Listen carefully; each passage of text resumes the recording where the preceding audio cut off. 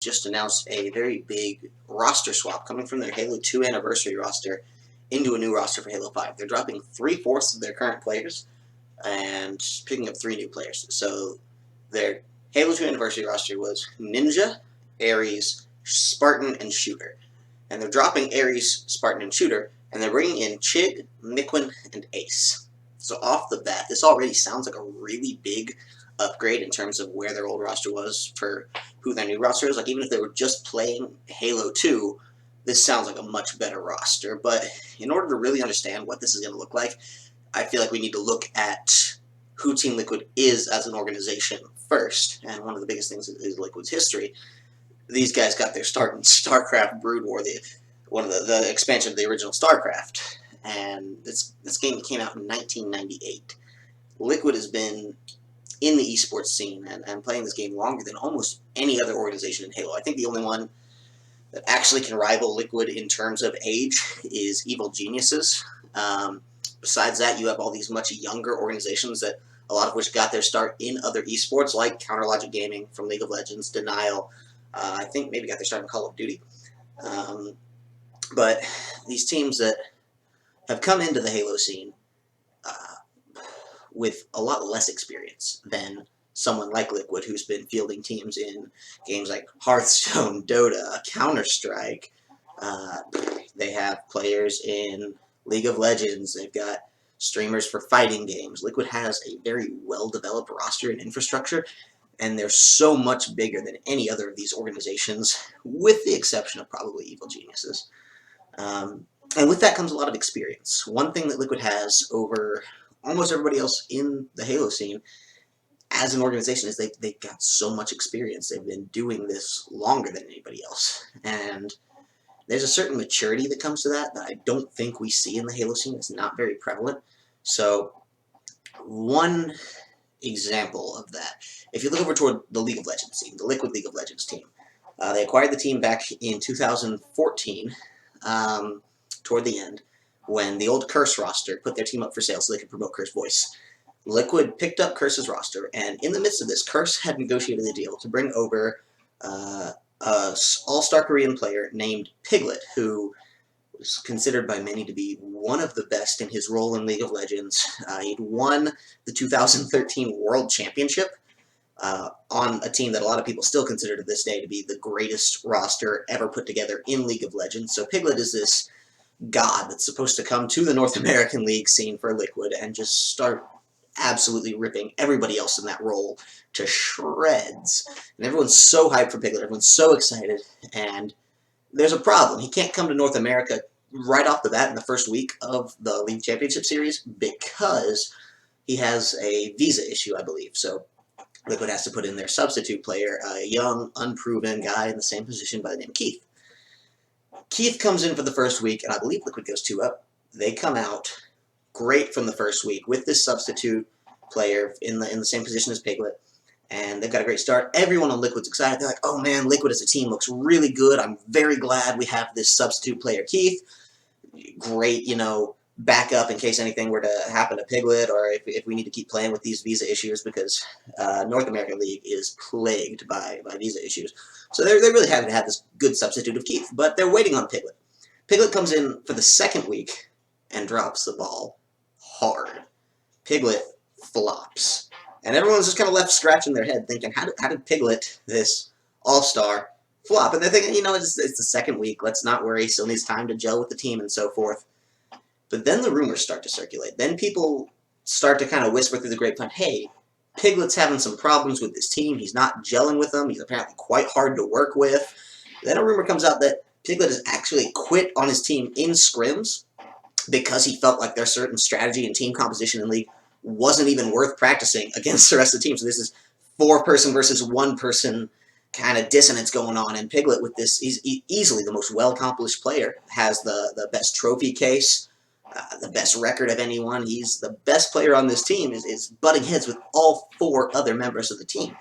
And now the Liquid management is kind of left with this hot potato. They don't know what to do oh no, crap, this investment, this guy we paid all this money to bring over, and we're spending all this time trying to get good, is having an ego problem, an attitude problem, and we can't make him work with this team, and it's the middle of the split. What are we going to do? So they actually bench Piglet, but not permanently. They don't kick him off the team. They hold on to his contract.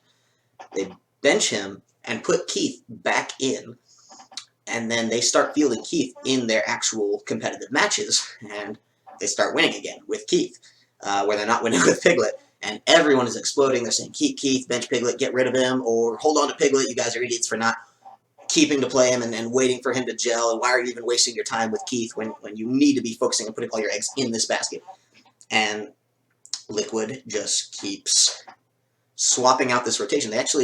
Keith is still in high school at the time, so they start practicing with Piglet in the mornings during their scrims, and then after Keith gets out of school, he comes over to the Liquid house and plays with the team from like 3 to 8 to the end of the day, and they split these practice hours between them, and they make Piglet ride the bench until he can get his attitude problem in check. It's sort of it's a bigger punishment than a slap on the wrist. It is a big deal to make him sit out in competitive games, because this is not some vacation for him. He's still having to practice just as hard as the team, but he's not getting to play with them. And Keith is kind of getting all of his glory. So they kind of break this wild horse of Piglet and make him come down to a level with the team and rationalize and work with the team where he was previously being a problem, all while giving him more time to gel and fit in with the team and just work on their overall synergy. And it was a brilliant move from Liquid, and it's not something we see anywhere else in Western esports. It's not something that happens. Other teams, especially tying it back in now to Halo, which is what we're really here to talk about today, we see roster swaps, people get dropped, kicked, anytime there's some problem with attitude or anything else, people are just brushed right over to the side. So this is something that Liquid management actually has some experience in. And one of the biggest points to touch on is they've actually not let go of Spartan's contract. They benched him from the team. Spartan is not on their starting Halo roster for Halo 5. But they've still held on to his contract. They still have Spartan as a player. And so I'm hoping that this is a very comparable situation, that they're holding on to him just like they were holding on to Keith in terms of Piglet. So if any of these players starts to butt heads with another or is not gelling well just as a cohesive unit in the way that they play, they can bring in this other one. And it's sort of more than just a substitute. It's an incentive for the rest of the team to do well. It is not quite just a backup, but something more, because Spartan is one of the more aggressive Halo players out there. He's hungrier than all of them. He doesn't have as well of a developed record as all of these other pros, but he's very competitive, one of the most competitive pros in Halo. So they've got this kind of mad dog chomping at the bit, trying to get out and prove himself, and that is a great thing for Liquid as an organization to have. It might not be necessarily the best position for Spartan to be in, but as far as Liquid goes, it's an incredibly strong motivator and incentive for their team. And I think their management's doing an excellent job holding on him in this. And Liquid management, like the story I was telling with Piglet before, is to demonstrate that they have a certain maturity with that, something that I don't think other organizations in Halo are thinking about or working on. But obviously, the biggest thing we have to look at here is not just their management, it's the new players they picked up. So let's take a look at first player I think we need to talk about is Ace. Ace in Halo 2 played with Optic Gaming, and Halo 2 Anniversary, played with Optic Gaming. I believe they won the first exhibition match, 343, put out before the game was even released. I think they had an exhibition match in which Optic took first. But after that, when the HCS started, Optic's best performance, their best placement, was 3rd place. And that's out of, I think, 8 total tournaments for the HCS.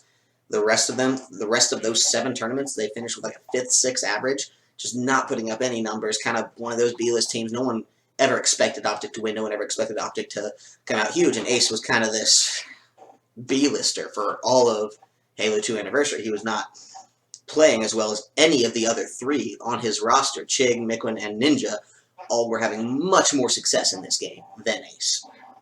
But it's not just his Halo 2 Anniversary that you have to look at. One of the biggest factors for all these players that I'm going to be looking at and thinking, okay, this is how this player is going to show up in Halo 5, is their Halo 4 record. It's 343's other Halo. It's the one that they made with the same design philosophy that they're coming into Halo 5 with mobility, with ideas like sprint and mantling and dashing and a quicker pace to it than we see in the Bungie Halo games. And Halo 2 Anniversary may have a 343 stamp on it, but it's still designed philosophically like a Bungie Halo. It is Bungie's Halo still. They've just repainted it over and made some minor tweaks to it. But Halo 2 Anniversary is definitely Bungie's. Halo 5 is the next 343 Halo that we're going to see. So their Halo 4 record, these pros that how they've done in that game, I think is going to be very telling for how they're going to come out and look in Halo 5. And Ace actually had a stellar Halo 4 run. He had one of the best. So in the early days, I think there was a free-for-all tournament, a Halo Global Championship, a free-for-all to see who the best Halo player was. And Ace actually took that, beating Pistola in the finals to be the #1 mechanical player for Halo 4. Granted, this was earlier into Halo 4's release, but still, he beat out every other player mechanically in 343's Halo with Sprint and newer weapons and things like Booster and Jetpack, and came out on top of literally everybody else, beating pros that are much more well-accomplished and well-established, like Pistola in the finals to win himself $200,000. And like later into the Halo games, into the Halo 4 tournaments, which granted there weren't as many of as the Halo 3 and Halo Reach. Halo 4 was definitely a dead zone for Halo, but he was still coming up with some very noteworthy finishes on teams like Believe the Hype and Status Quo, ranging anywhere from like 2 to 4th, 2nd to 4th. So he had a great Halo 4 run, better so than a good half of his team. And I think that's going to be very telling for his time on Halo 5. Next player we got to look at is Chig. Back to the Halo 2 side of things. He's got a probably the best Halo 2 record with Mikwen. Chig and Mikwen played Halo 2 Anniversary together the entire time. And they have the best Halo 2 record, recent record of any of their teammates. So they were playing on Team Denial, which could arguably be considered the second best team behind Evil Geniuses. CLG has more second place finishes to EG than Denial, but Denial is reputable in the fact that they were one of the only teams besides CLG that could show up and just beat EG in a series. Denial was one of the only other ones to actually win an HCS tournament too. It was kind of EG, CLG, and then Denial actually came up and took UGC St. Louis and won that entire event with Chig and Mikwen kind of fronting that team. And Denial was kind of the only ones that could show up and really give EG and CLG a hard time. The other teams didn't really stand a chance against them. So Denial definitely had a great say in Halo 2. Their finishes weren't phenomenal compared to EG and CLG, which were just like a line of gold and silver medals, but they were still one of the most competitive teams in that rotation of the HCS. And so to pick up the two kind of powerhouses of that team for Liquid, I think is going to be very telling in terms of how they're going to be able to put up good numbers during Halo 5. Chig and Mikwen are very, very strong mechanical players. The only thing I think we need to worry about with Chig is, especially in contrast to Mikwen, is I don't know that he's as good of a leader. He's more of just that kind of rock support to fall on, is that he's going to be putting up good numbers. He's going to be a reliable slayer in your games. But beyond that, I'm not really sure how far that's going to go. He had some problems. He actually missed Iron Games Atlanta. Wasn't able to even attend that event and had to play with a substitute. So he is a bit, I think he's the biggest wild card here. He can definitely pop off and go absolutely huge, or we could just kind of see him fizzle out. I'm thinking he's going to have the better run. I think it's going to turn up good for Liquid, but this could definitely fall on its place, and Chig would be one of the players to do that. I don't think he's really in a position to drop the ball there. I think Chig is a good player, and I think he'll be coming up big, but the potential for him to fail is definitely there, more so than with the rest of his teammates. If you take a look at his Halo 4 run, he had 5 big tournaments on, I believe he was on Fnatic at the time when they had a Halo team, and a team called Pulse, and their best finishes were 2nd and 3rd. We don't have a lot to go off of in his Halo 4 career. So looking at, again, that 3-4-3 philosophy of Halo, there's not a lot to really determine whether or not Chig is going to pop off big. Same goes for Mick when he has a very limited run in Halo 4, but he still could definitely do it. He didn't play as much Halo 4 as any other of his teammates. He did play with Chig back in the day. These two have kind of been a dynamic duo for quite some time, but they've not been very well accomplished in Halo 4 like Ace and Ninja were. So those two are definitely going to be ones to watch out for. What I like about Mikwen, specifically, though, is that he is a tried and true proven leader. He was kind of the one leading Denial through a lot of their successes with Chig, but I feel like Mikwen is really kind of, not necessarily the brains of the outfit, because that's not to say that Chig is not an incredibly intelligent player, but Mikwen has a lot going on up here that he's holding together with, and I feel that that was kind of that secret stuff that was really driving Denial to a lot of their success. And so that he's bringing that into the Halo 5 roster with Team Liquid, and he's got Chig with him still, so there's that comfort, and obviously like he knows how Chig works, he knows how to work with Chig. They've been playing together for so long that I feel like Liquid is going to be actually a great leader to kind of like, obviously Ninja's team captain, he's going to be the captain of the team, but it's not necessarily that he's the only leader on the team. It's going to be great for him to have Mikwen as a sort of backup leader to help him out and to make some of those tougher calls in the game, not necessarily out of the game. I think Liquid Management's going to be more responsible for that, and it's not going to be so much Ninja and his 3 lackeys that are doing everything he says outside of the game.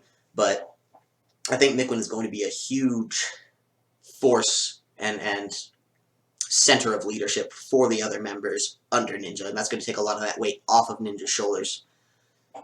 Speaking of Ninja, definitely the biggest one we have to look at here. The most exciting thing about Ninja for me is that he was the only player that Liquid actually decided to hold on to say, we think you're seasoned enough, you're a great captain, you can do a lot with these players, we think, so we're going to give you the talent, and we're going to see how you can push this team then into success. He's a very strong leader, strong mechanically, and it looks like now this is going to be his game, because Ninja has one of the best, if not the best, Halo 4 records of anybody. Again, back to 343's Halo. Ninja was one of the greatest at it. He has 4 first-place finishes in MLG and AGL tournaments, and I don't think there's any other pro that can boast that level of success in Halo 4. Ninja did it all. He was practicing harder than anybody, and his record paid off. He was just absolutely a monster in those Halo 4 days. And so that same playstyle, again, of these rushed games, faster pace, more mobility, fits in better to actually how Ninja knows how to play this game. Not necessarily the same level of patient, careful, calculated, and controlled Halo. It's kind of getting pushed to the wayside now for faster, more play-centered Halo. Like coming up big with huge plays and big turnarounds, clutch moves. That's sort of Ninja's peak area. That's where he's going to be coming up the best. So Halo 5 really does have the potential to be like his game, his patch of Halo, if you will. And with these now 4 really good mechanical players, especially Chig and Mikwen are these mechanical gods, and Ace, who has been coming up huge in Halo 4 in the past, someone who has proven himself again on that 343 Halo. I think with Ninja's leadership and his skill in that more fast-paced and chaotic Halo, has a chance to lead this team to absolutely unprecedented heights. Now, we could see this roster crash and burn. Plenty of Dream Team squads do. But I think Liquid's really done their research with these 4 particular players, and we're going to see great things out of them. And another thing to touch on, with just the idea of the players maybe not gelling or this dream roster kind of flopping, because that does happen, is a lot of these players played together before. I think almost all of them have some connection to the others in some way, shape, or form. And that's a lot to do with the Halo scene. It kind of recycles a lot of pro talent among teams, since there aren't as many well-established organizations coming into Halo before, Halo 2 Anniversary and Halo 5, when we saw these teams like CLG, Denial, EG, Cloud9, Winterfox, who all have other esports organizations. Before that, it was just a bunch of kids that got together and made their own organizations for Halo. We had Straight Rip and Believe the Hype. We had teams like Carbon and Instinct and Final Boss that weren't these esports organizations. They were just MLG Halo teams. And so in that kind of wild west of Halo. We had all these players bebopping back and forth in this big like spider web of connections for, everyone was playing with everyone, and specifically in the context of Liquid. First, we have Chig and Mikwen, obviously connected, not just from Halo 2 Anniversary, but from Halo 4. They played together back in the day. On Denial, their best run was first place UGC St. Louis. They had a second place finish, 2 third place finishes, and 2 fifth place finishes. So really reputable guys play together. Then you take a look at Ace. He has actually connections with Liquid's coach, Elam, Elamite Warrior.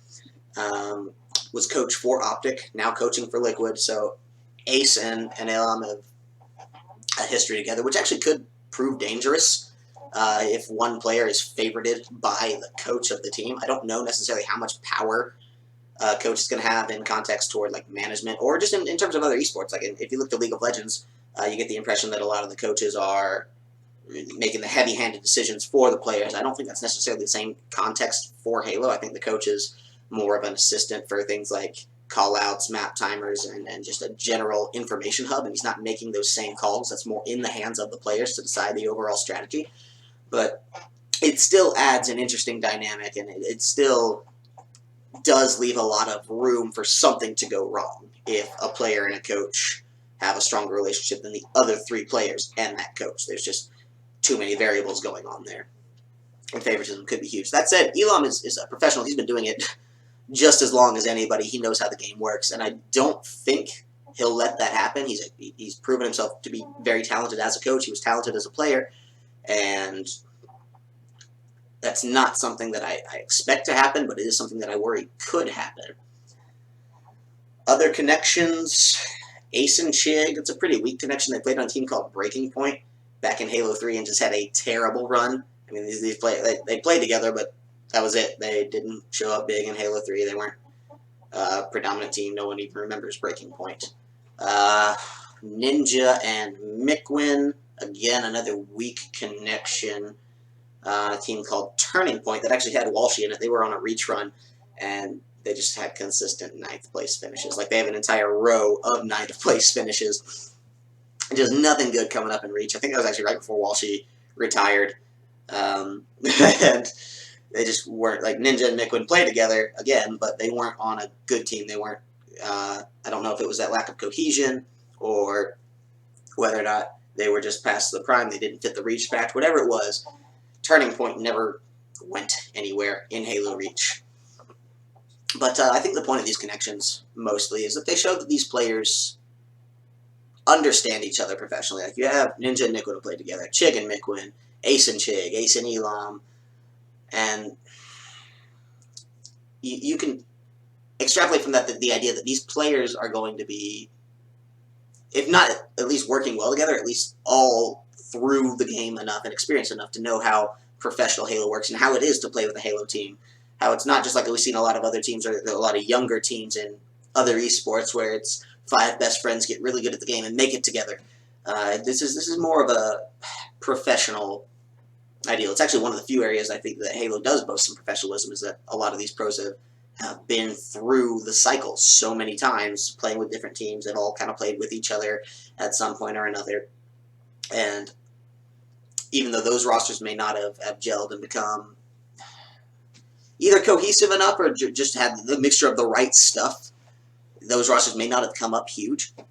We still see, I feel, that these players are going to hold it together well enough to play with each other. We're not going to see a lot of drama between them. We're not going to see players getting benched instantaneously. Like, they all have a general idea of who the other one is coming into that. And Liquid has made this move so far in advance in anticipation of Halo 5. It's still 2 months before the game even comes out, that these players are going to have plenty of time to build up those strong relationships, build up a lot of trust, build up a lot of professional knowledge about the other one that they may have lost since playing together in Halo 3 or playing together in Halo Reach, and come together and actually be able to field a competitive roster right out of the gate, which is going to be one of those things that could be very swingy at the start of Halo 5. I feel like we're going to see a lot of rosters made up because of Halo 5. Like, after it comes out, people are going to say, whoa, $1 million tournaments in Halo 5. whoa, the HCS, it's going to be so crazy, we need to get into Halo 5 right now, guys, and made kind of reactively as opposed to Liquid, who was making this roster proactively, and that's, again, I think a testament to the maturity of the management. They're looking ahead. They've picked up good players for this, and they have a lot of time now in the offseason to see like whether or not these players are going to have the right stuff together, whether it's that right combination of deadly force to be able to pull out Halo wins. A lot of the problem with that, though, is they can't actually practice Halo 5. They're not in a position to play the game. It's not out yet. They can't practice that together. And on Reddit, their manager, in the announcement thread for this, actually said that the guys were practicing Halo 2 and Halo 3.